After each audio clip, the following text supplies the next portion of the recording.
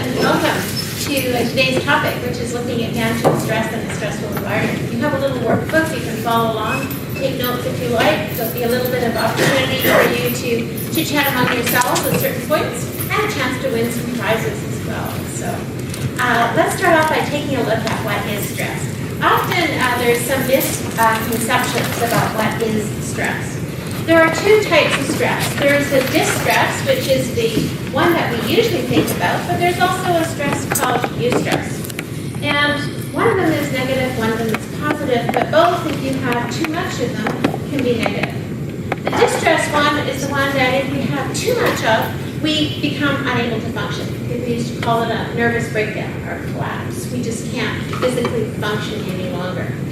The eustress, however, is the stress that is caused when you don't have enough of that positive stimulation and eustress in your lives. So a lot of times, people are afraid of retirement because they don't know what they're going to do because they're going to be bored. If you have too much of that, you end up being bored, a couch potato, not enough to do. We're always trying to reach that sort of balance in the middle about being not too much distress, not too much over on the other side. And when we take a look at what we can focus on in terms of stress often think about it as being playing a violin. If you're playing a violin and the strings are too tight, you snap. If they're too loose, you don't get that beautiful melody. So we're trying to kind of reach that balance, which is a theoretical balance, about balancing the two off. So we have enough stimulation in our lives for those positive things.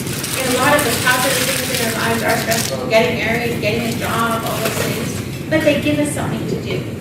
And they motivate us. So it's kind of reaching that balance. But then sometimes, despite where we are, things happen. And when things happen to us, we call them often critical incidents. So what I want you to do at your tables is just take a few minutes and think about from wherever you are, what do you think a critical incident would be? And we'll set up a little team leader, so I want you to raise your right hands in the air. Yeah, you can do this. Raise your right hands in the air.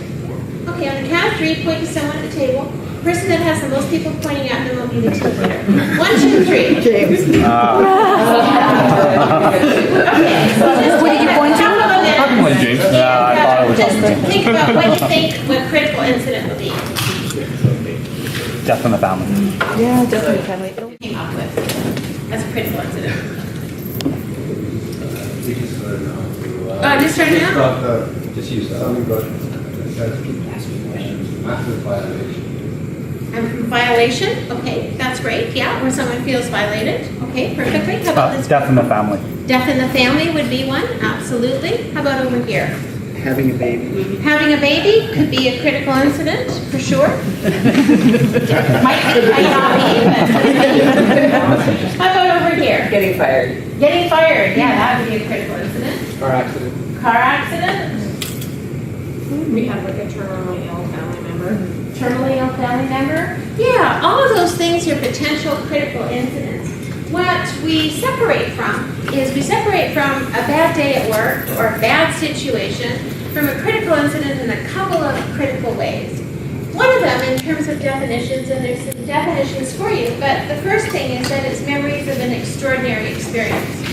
So when we look at interventions later on, and we focus on what may be happening, the first thing is that it's something that's not usual in your experience. So if you're used to getting fired a lot, then not necessarily a good thing, but may not be a critical incident for you because it's happened before. But if you're someone who's solely invested in your job or your position and you get fired, yeah, absolutely, that could be a critical incident. So it's something that's extraordinary based on your material experience, and it also shatters one's sense of invulnerability to harm. Every day you get up, you get dressed, you come to work, you come to sessions like this, you end up at the end of the day, and you expect at the beginning of the day that you're going to end up pretty much looking the same way that you did when you started. Even though you know intellectually that people get injured in accidents and maybe die every day in Vancouver. So we set up this little shield of invulnerability, and that kind of helps us get through the day. And we also have what we call a zone of stability. And that zone of stability is made up of things that we believe in and how we sort of adapt to our lives. So for example, bad things shouldn't happen to good people. Children shouldn't die before their parents. Work is a safe place. all those kinds of things. And when something happens that suddenly gets through this shield of invulnerability, when all of a sudden that zone of stability goes, whoa, that's not how things work. That's really what we call a critical incident. And so what gets shattered could be a set of values or assumptions about how things work and how things function. And so getting fired or having someone critically ill or someone die, those kinds of things would all be there or being violated. It also can be around physical indestructibility. So I don't expect to lose my hand or to be in a serious situation. Or emotional ones. You know, I think that I'm pretty tough. I'm pretty strong. I can handle whatever comes my way. And then all of a sudden something happens and I go, whoa, I thought I could. And there's often linked to unrealistic expectations. My bet would be that most of you in this work environment probably have very high expectations of yourself, probably even higher than your peers and maybe even your boss might expect. And so when that suddenly gets shattered, when you think you put all this work and effort into some fantastic project and it gets turned down, or those kinds of situations arise, that might in fact be a critical incident for you. And what differentiates it will be something that you'll remember for the rest of your life, because the way your world is has shifted, it's changed. Not necessarily better, not necessarily worse, but it's shifted. So in terms of critical incidents, one of the critical things is to think about that a critical incident will be different for everyone, although there are some things that we know make it more likely to be a critical incident for most people. But they'll be different for different people, and it will often depend about your degree and your sense of vulnerability and your sense of control over the situation. So those can affect your sense of when you experience a critical incident. And then, when we take a look at traumatic stress, so to just give you an overview of stress and how that involves it, traumatic stress is really any stress from trauma. I get a paper cut on my finger, that's my body considers that trauma. If it'll bleed a bit, it'll hurt. Nothing serious, nothing significant, but your body still accepts it as some kind of trauma. And we also know that it can be from an emotional situation, like the death of a family member, or betrayal of a trusted person, for example. It's often very specific to a specific situation and circumstance. When we take a look at responses to stress, we basically have 4 different ways. And so one of the big things in terms of learning how to manage stress is being able to recognize when you experience it. So we have acute ways. Bang, something happens. As soon as something happens, with a critical incident or other situation, you automatically start to respond to that. Your body kicks in, your brain kicks in, hormones and chemicals go flooding, and they're there to prepare you to deal with it, even before you consciously know about it. Delayed reactions, on the other hand, responses are where you experience something and you think, oh, this is pretty bad, but oh, it's okay. But then maybe 3 days, 3 weeks, 3 months later, it starts to bother you. Maybe you start to relive that event in your mind and go over and over again, and you can't stop thinking about it. That would be an example of a delayed response. And then we have what we call secondary responses. And secondary is often called vicarious traumatization or compassion fatigue, but it can also be as a result of witnessing or hearing about awful situations. So you often see social workers, counselors, psychologists experience secondary stress from listening to stories of stress. But it can also be, for example, after 9/11, a lot of people experience secondary stress from seeing those planes crash into those towers time and time and time again. So you start to live, if you like, and experience those same kinds of reactions as if you were there. And then we have cumulative stress. And we often think of cumulative stress as burnout. You know, oh, Joe's writing out his pension in the back office, waiting out his time, burned out. But you can also get cumulative stress if you have a number of acute situations that happen one right after the other, and you don't have time to recharge, re-energize between them. So this one I handle, this one I handle, this one I handle, this is the one that didn't do. Kind of like the straw that broke the camel's back. So we can have 4 different responses to stress that are important to understand. And within that, we have a number of reactions to stress. 5 basic reactions. Physical, I can be all jittery and anxious, for example. We can have emotional responses. Maybe I'm going to cry because it's really sad. Maybe it's cognitive, so how I think about or intellectualize about things. So maybe my thinking is confused and scattered, not making very good decisions. We can have behavioral responses. I used to be the life of the party. At coffee breaks, I'd be cracking jokes, but now I'm quiet and stay in my office. So withdrawal would be a behavioral kind of response. And we can have spiritual. It can be sort of, oh, please God, get me through this, and I hope that I'll be good for the rest of my life if I do this. Or it can be more holistic about how we see ourselves and the rest of the world around it and how we function. So here's your chance in your groups to win a prize. What I want you to do is have your team leader or appoint someone in your team to make all the possible reactions that you can think of. It doesn't matter what category they're in. Think about situations where you've been under a lot of stress or others around you being really stressed. So list them all up. The group that gets the most reactions gets a really cool prize. All right? I'm not scared. Down, count them up. Let's see what you got. What?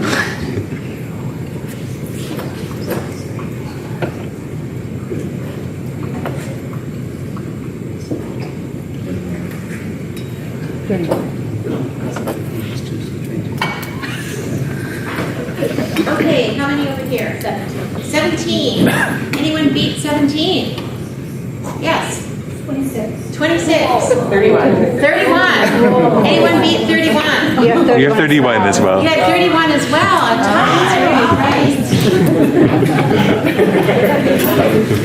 We have one more. We could have beat them. Let's feel stress. How do you feel? Dancing? 32. I know. That was a bit of stress. Great competition. Time pressure. Guys thought that winning gift cards was cool. How about winning a car? Oh, yeah. Here you go.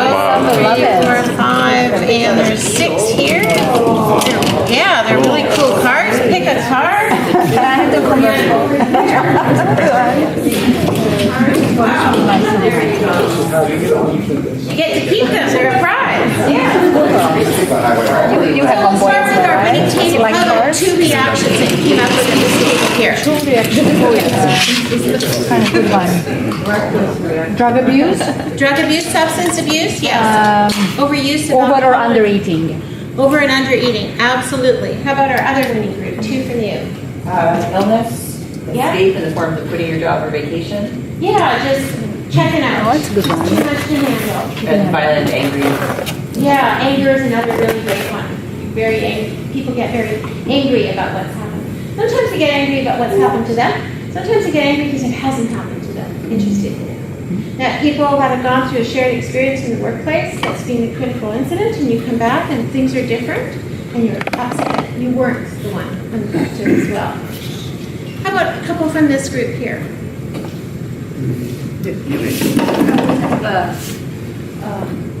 Go shopping crazy. Go shopping, yes. Avoidance. Migraine, headache. Migraine, headaches, yeah, a lot of physiological type of things. How about this group here? A couple from you. Swearing, Swearing, yes. and then washroom-related incidents. Washroom-related incidents. Diarrhea. Oh, diarrhea, all the GI kind of stuff. Well, what happened in the washroom? Okay.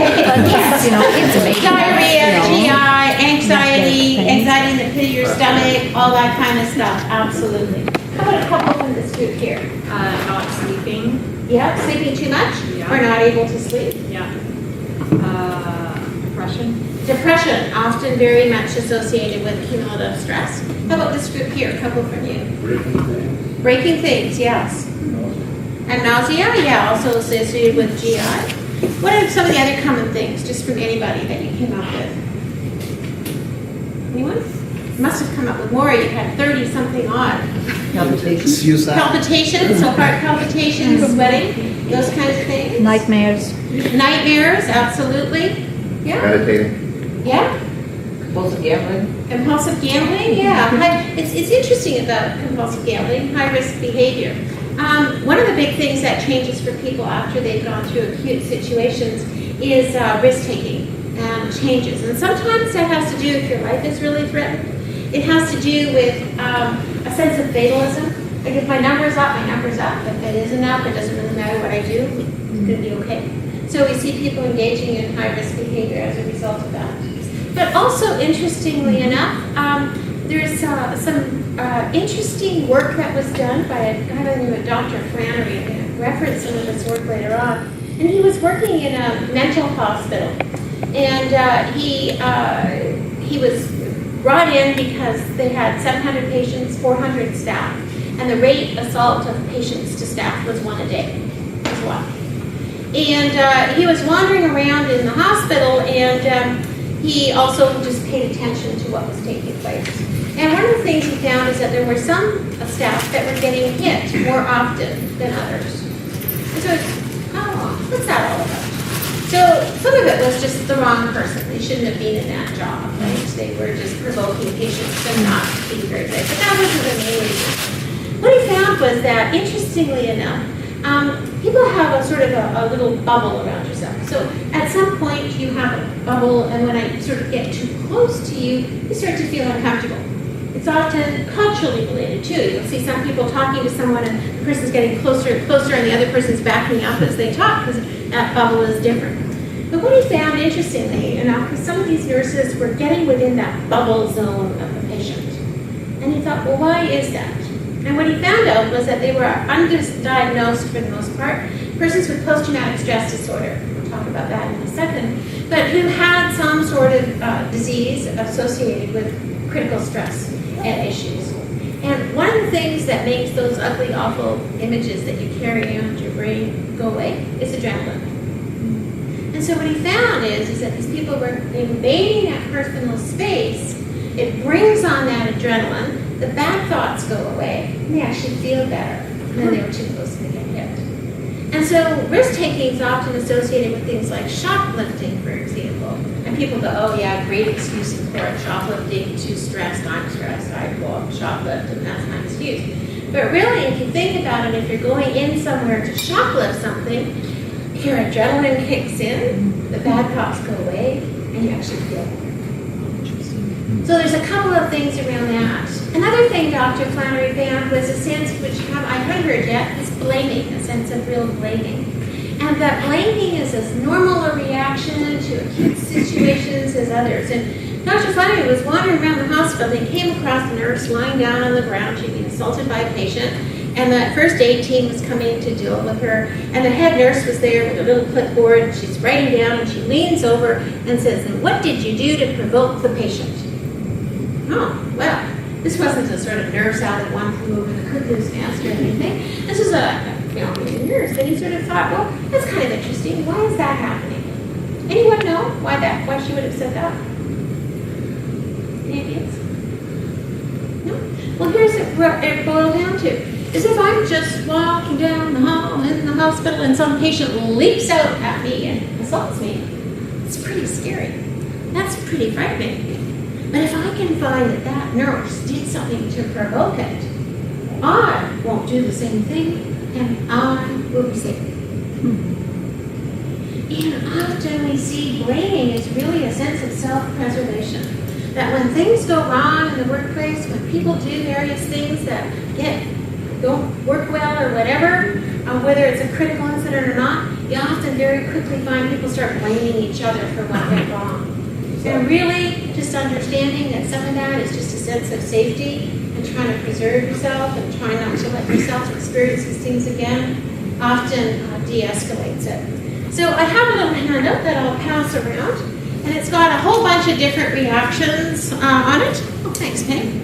And you can take a look. There's lots of them there. The important thing is that when you go through a critical incident, you're going to experience always at least one or more of these kinds of reactions. So you need to be prepared for that.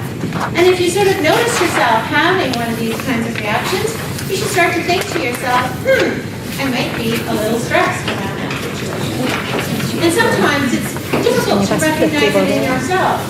You know, I'll come home and I'll be a bit irritable, and my husband will say to me, Lori, you're a bit irritable, and I'll go, I am not irritable. Oh, well, maybe I am actually a little irritable. So you need to be able to judge for yourself where you are.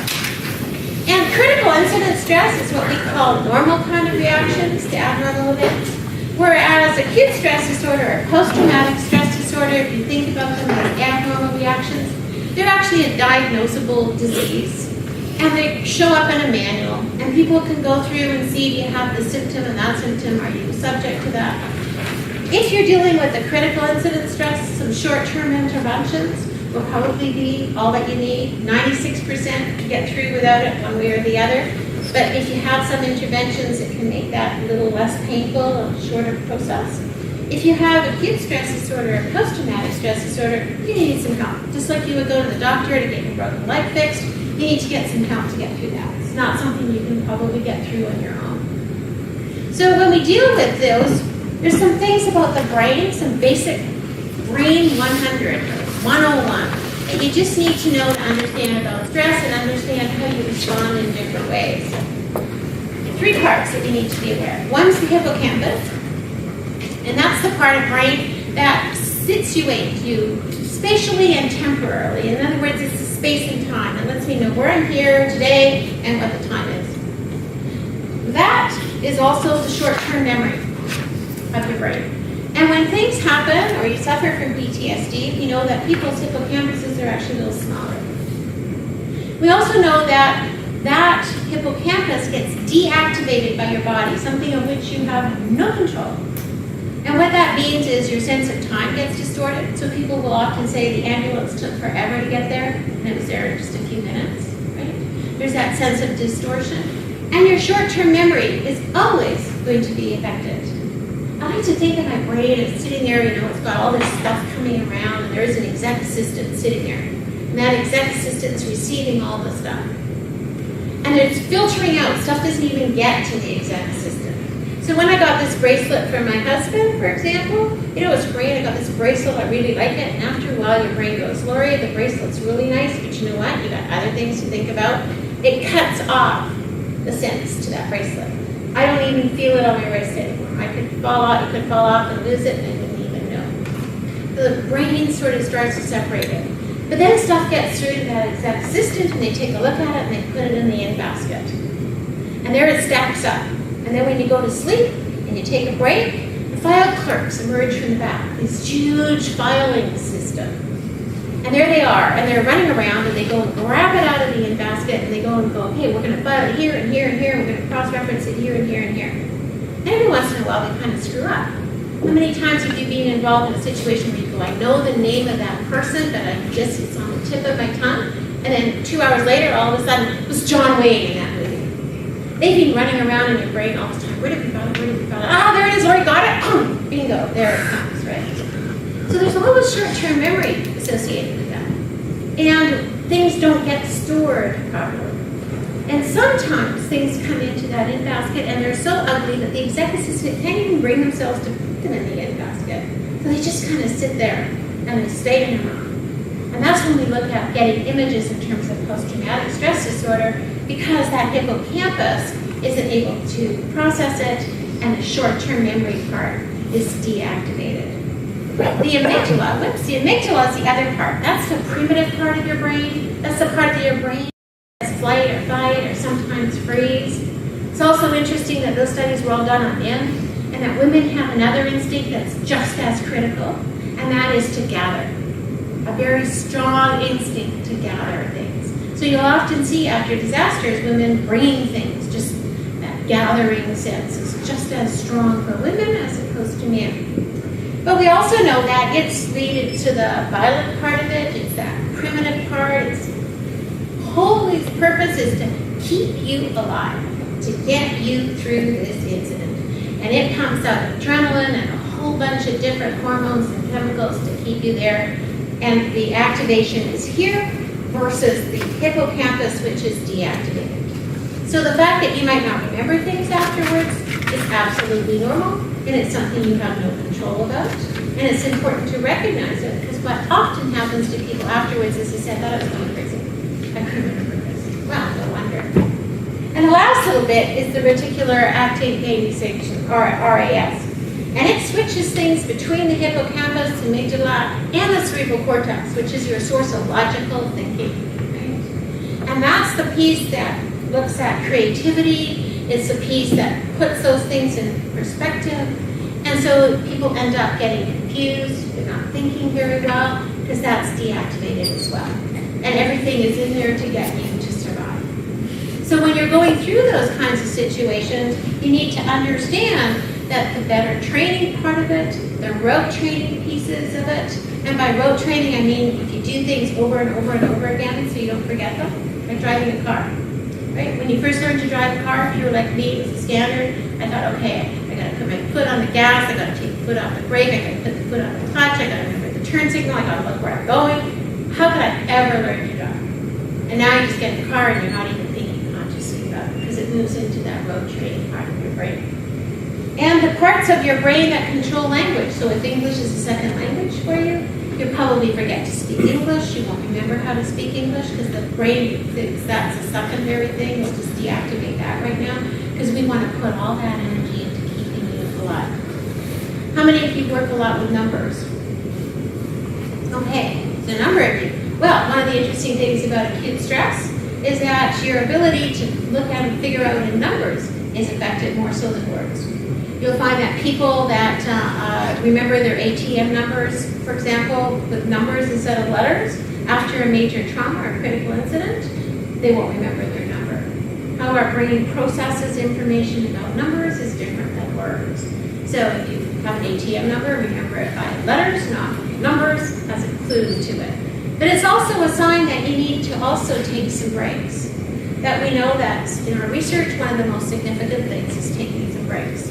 And that numbers are one of the areas which are most common in terms of making mistakes and errors when people are highly stressed. And one of the best and simplest things to do is to simply take a break around it and give yourself some time to reconnect.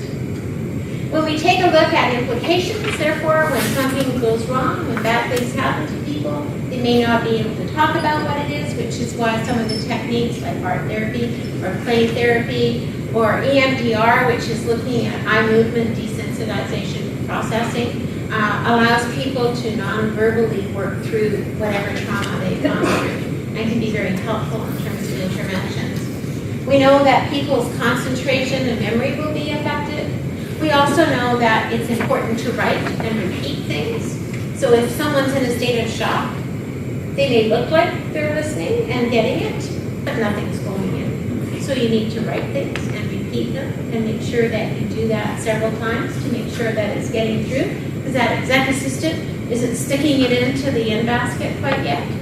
We also want to know that problem solving is going to be impacted for sure, because the cerebral cortex is being deactivated. So in those situations, you're not thinking through as logically as you could.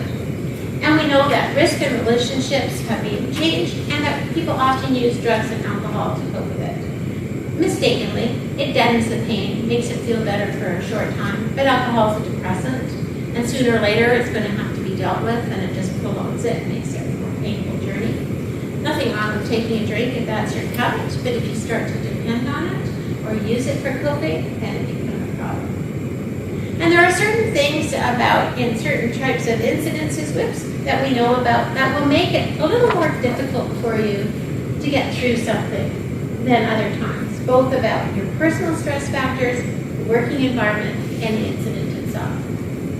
In terms of the incident, all those things can make it more likely to be a critical incident for people. If there's a lot of deaths and injuries in terms of severity of the situation, if it lasts for an ongoing situation. So you've heard about how BC is unprepared for a major earthquake, the report from the Auditor General yesterday. Earthquakes with lots of aftershocks, it goes on and on and on and on. And it makes it more difficult to deal with something that's over relatively quickly. We know that anytime people are mutilated, we know that when it's at night, we know that if people have made errors or fundamental critical errors or a major piece of equipment or something was affected, we know that if the media is involved and filming everything, and then today everyone's an eye reporter, right? So the media is really all of you.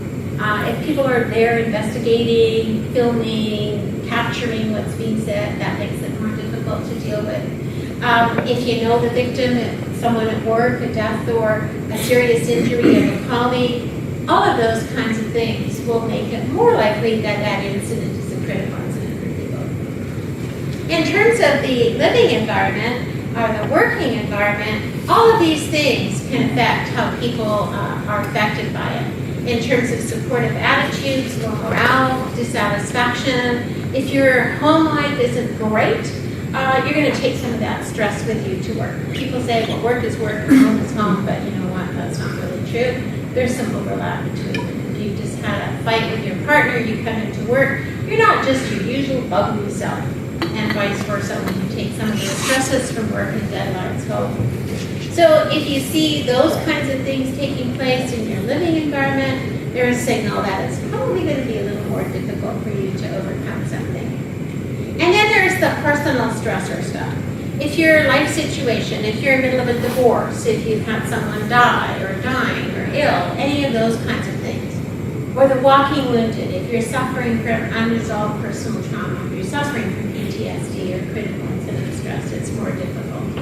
If you're not prepared, if you've got a lot of responsibility in the workplace and you're feeling squeezed from both ends, those things will make it more difficult for you to rebound and recover from something else. Also, in terms of cultural considerations, it's not so much how you respond as to whether or not you respond in another cultural norm. So if you're kind of a British stiff upper lip person and no emotion and you just deal with things, right? Versus someone, for example, over here who's Hispanic and yelling and shouting and arms are waving, right? They're going, oh, this person really needs some help, can't express their emotions. This person's going, mental health, right over here, person right out of control, right? It's not true that either one is wrong or something wrong with how it's being handled. It's if you start to operate outside of what your culture and norm is. And we know that personality traits are important. If you're the kind of person that likes to have everything lined up just so, that's great. There is a wonderful place in the world for you, and we need people like you. But when things are confusing and chaotic, and if there's a disaster or trauma, you're probably going to find it a little more difficult to cope than someone who's just a little more laid back and lets things flow a bit more. And in terms of lack of supports, I can't stress how important it is to make sure that you have supports in place. I always say to people, you need supports with friends, you need supports with family, and you need supports at work. And don't put all of your eggs in one basket. Because if something's wrong at work, you need those other two to balance them out. Yes? What's the context of age on that slide? Oh, context of age. Good point. So age can be a plus or a negative. Some people, as they get older, they get wiser and stronger and revered and looked to for their experience. First Nations elders, for example, are a great sign of that. Some people, as they become older, they become more rigid in their ways of thinking about things and need more structure in their lives. So my mom, who's still alive, she's 94 years old. She lives in Victoria, live in North Vancouver.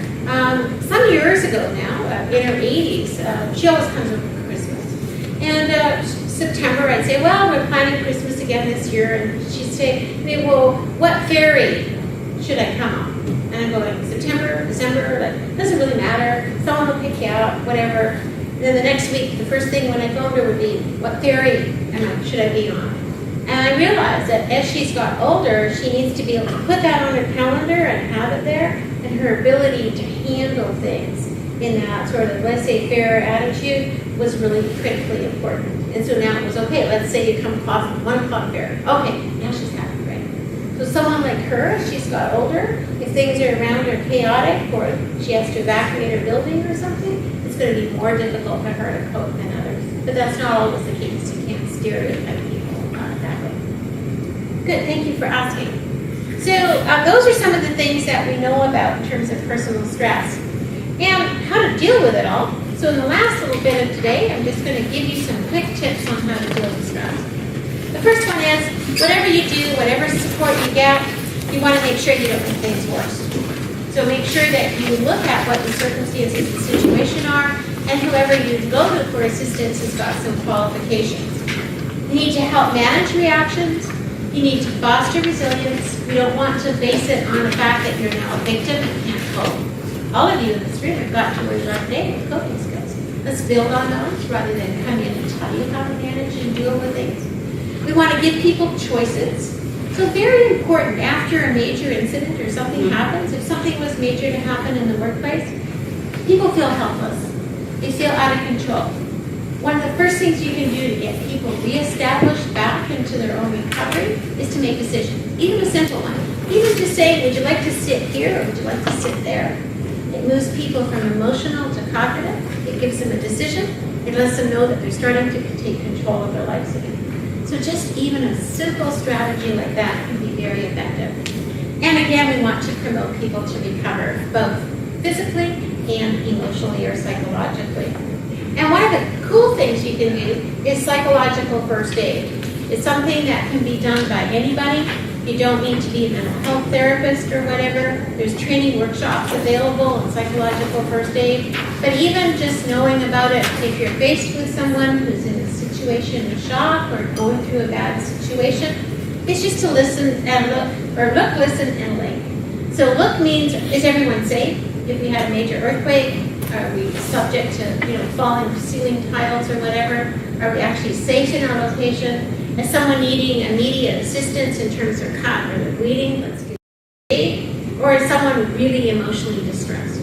That's the first part in terms of look. The listen part is, let's have people just tell us their story. Tell us what's gone wrong in that situation. So approach them, ask them about it. And if people are hyperventilating or having difficult focusing, what we can do very simply is ground people. And you can ground people by just getting them to hold on to something. It doesn't matter what it is. It could be even holding on to here, just to connect with that. Or just to stand and feel themselves connected to the ground. And just take a couple of breaths. Simple breathing exercises. Simplest breathing exercise, easy to do. If you're feeling yourself stressed, breathe in through your nose, hold it for 4 seconds, breathe out through your nose. Breathe in through your nose, breathe out through your mouth.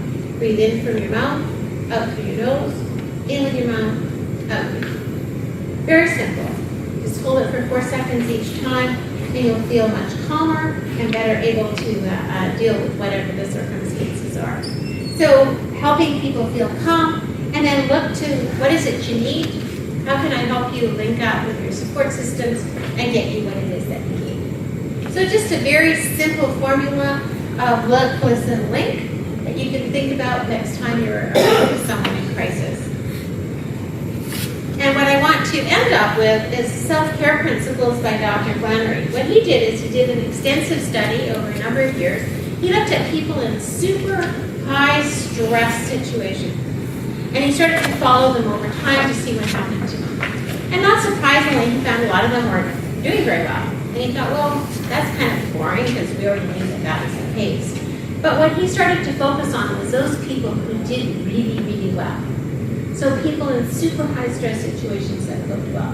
And when he got rid of all the extra stuff, he found there were 6 critical things that made a difference. And these are them. So if you practice these 6 things, you will become stress resilient. And what did he mean by that? He meant by that making decisions. Procrastination is not your friend. Identify the problem. What are the alternatives? What are the pros? What are the cons? Make a decision. Do it. And learn from it. It was a lousy decision. Don't do it again. It was a good one. Repeat it. That's the first thing. So the first thing is just being able to be a good problem solver, really, and taking control over what comes your way. The second one is what he called task involvement.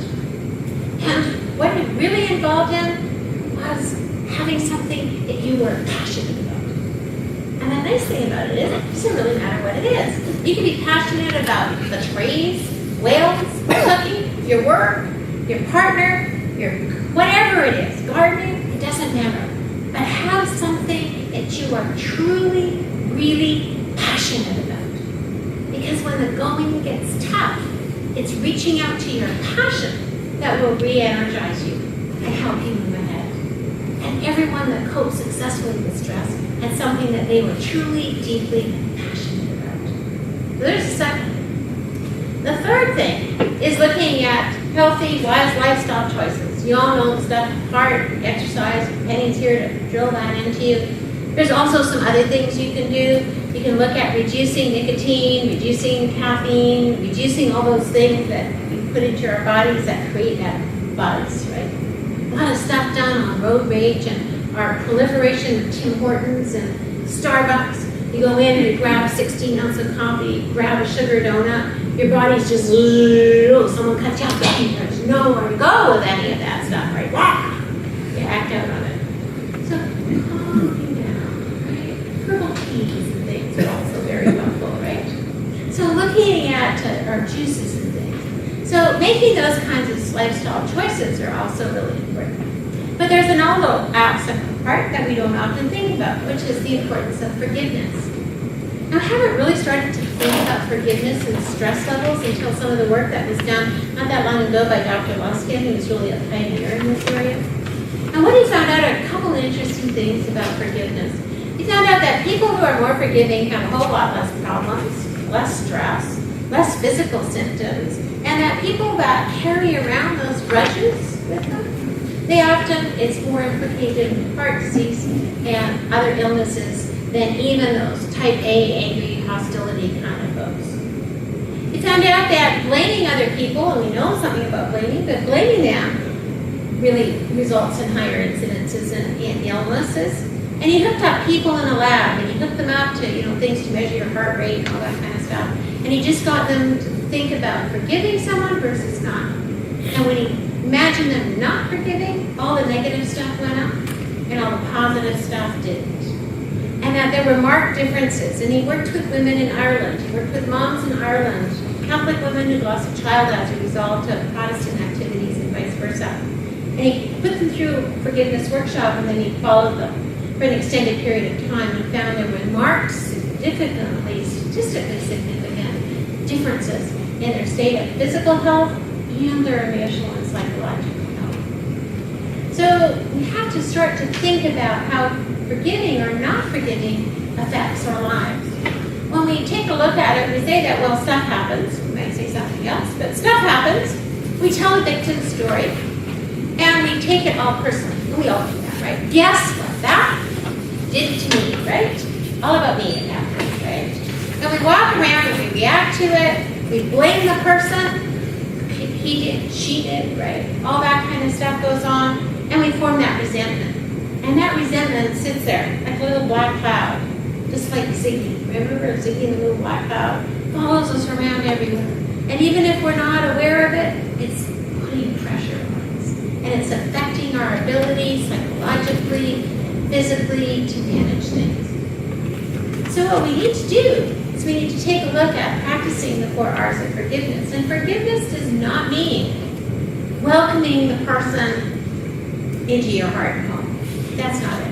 It's about looking at letting go. And there's a little pamphlet that you've got that's got a poem letting go that at some point you can take a look at and read.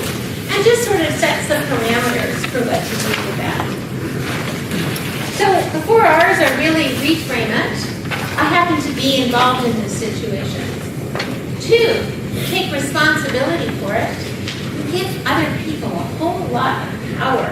They may not care or even know when they are dictating how we are feeling. So we need to take a look at putting it and rewriting that and reconnecting with who you are and letting that stuff go. I was at a conference speaking with occupational health and safety therapists from the British government, and at the end of the conference, a guy came up to me and he said, about this forgiveness thing. I said, yeah. And he launched into this story about what this guy had done to his work. Went on for something else. His buddy was sitting there as he was telling the story, and I said, yeah, that certainly sounds like an upsetting incident. He said, yeah. He says, and every person that comes into work, every new employee that comes into work, I tell them what that guy did to me. I said, oh, really? I said, when did this happen? 7 years ago. Really?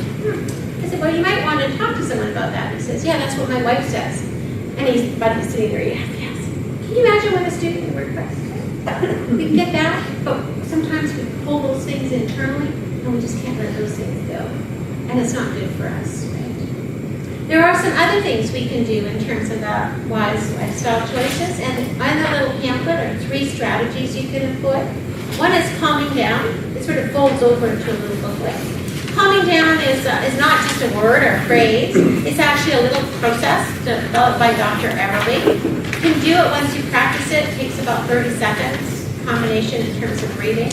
There's also the looking at meditation, which is being very helpful. And also in terms of using an imagery to take us out of how we might be feeling. But take a look at imagery. There's a little caution on there not to be used if you're actively psychotic. So if you're actively psychotic, don't practice imagery. Try calming down instead. The fourth thing, which as I talked about, is social supports. But my bet would be that just looking around here, my bet would be that you're fairly strong people in your personal life and fairly strong people in your work life. And what does that mean is that probably you're the go-to person in many cases. And so what that means is I've got a basket of apples here and I go, oh, you got a problem. Here, let me give you one. So we help you. Well, you have a problem. Let me give you one of my apples. You have a problem. Let me give you one of my apples. The question is who's putting the apples back in my basket? Who am I going to get the help when I need that help? So building your social supports is really critical. Having a sense of humor was the fifth thing that Dr. Flannery found. And the nice thing about it was if you don't have a sense of humor, then hang out with someone who does, because it rubs off on people. And there's also something you can do. It's called a neurological smile. How many of you know what a neurological smile is? Okay. Neurological smile is really cool. Just think about you're 5 years old and you've been praying and hoping for a pony for Christmas. And you walk down the stairs at Christmas and there under the tree is a pony. That's a neurological smile. Wide-eyed open, wide-eyed mouth. The nice thing about a neurological smile is that it doesn't matter how you're feeling. If you do it, your brain and body are hardwired that you actually in 10 minutes will feel better. So we're going to practice a neurological smile so that after you leave here in 2 minutes, you're going to feel better by the time you get back to your office. So on the count of 3, I want you to practice your neurological smile and I want you to hold it, okay, for 4 seconds. All right, on the count of 3. 1, 2, 3.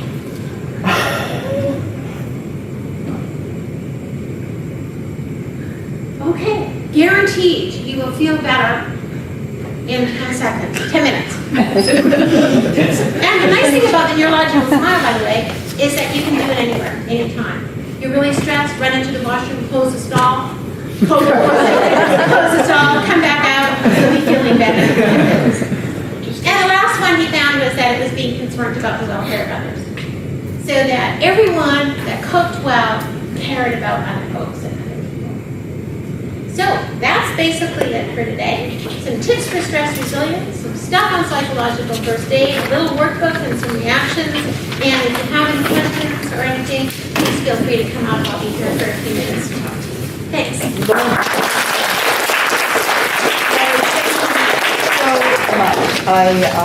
I've heard Lori speak many times. This was absolutely brilliant. Thank you so much. I enjoyed it, and I trust others did too.